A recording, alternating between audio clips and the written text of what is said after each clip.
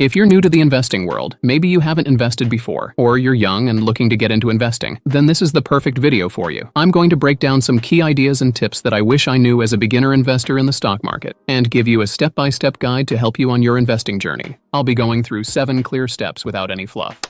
Step number 7 is a game changer that has saved me a ton of time and hassle and even money in the long run.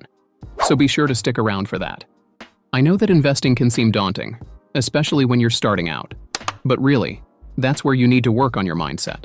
While being a good investor of course means that you need to make some money, it also means that you need to become disciplined and view money in a different way than regular people. To build up a strong and positive mindset, I've personally been using this ingenious billionaire brainwave program backed by neuroscientists that rewires your brain so that you become a stronger, more positive person who attracts money and goodness. I've put the link to this program in the description so you can learn more about it. Click on the first link in the description to check it out. Step 1. Open a portfolio. Choosing the right brokerage is like selecting your home team in the investment world. Each brokerage has its unique features, fees, and user interface. Take the time to check out platforms like Fidelity, Vanguard, E-Trade, and Robinhood. Check out their educational resources, consider fees, and understand the tools they offer. Once you've chosen, it's time to sign up. This involves sharing your personal information, linking your bank account for transfers, and completing any required paperwork. Make sure that you understand the terms and conditions of your chosen brokerage. This step sets the stage for your investing journey. Step 2. Set a time horizon. Once you've got your brokerage locked in, you need to think about your time horizon. This is essentially the length of time that you expect to hold your investment or the period of time over which you plan to use an investment strategy to reach your financial goals.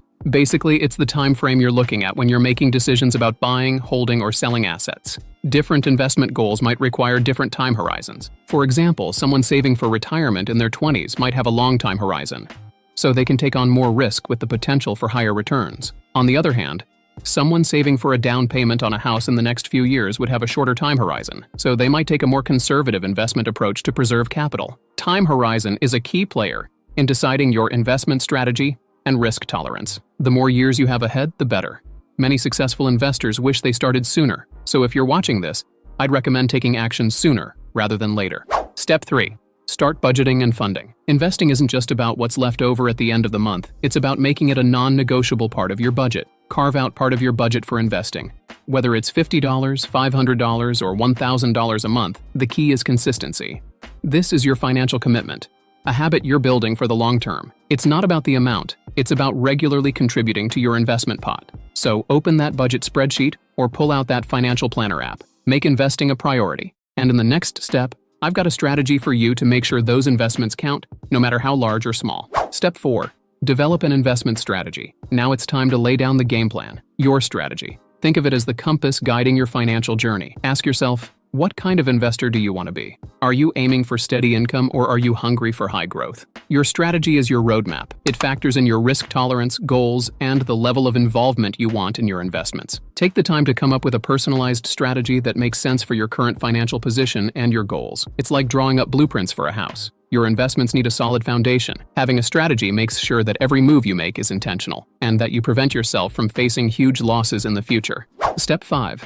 Build the core of your portfolio. The cornerstone of any portfolio is its core, and we'll be building yours with a solid foundation. Consider starting with an S&P 500 index fund or exchange-traded fund. These are like the star players of the investing world, giving you a slice of the top 500 companies in the United States. It's a diversified approach, spreading your risk across the market. Why the S&P 500? They historically deliver solid returns. You might also want to consider dividend aristocrats, which are part of the S&P 500 and have delivered bigger and bigger dividends to investors for 25 consecutive years. They include AbbVie, General Dynamics, and Walgreens Boots Alliance, to name a few. So I think it's usually a good idea to start building your portfolio by looking into these. Step 6. Introduce calculated risks. All investments come with a risk, but the only acceptable risk is calculated risks.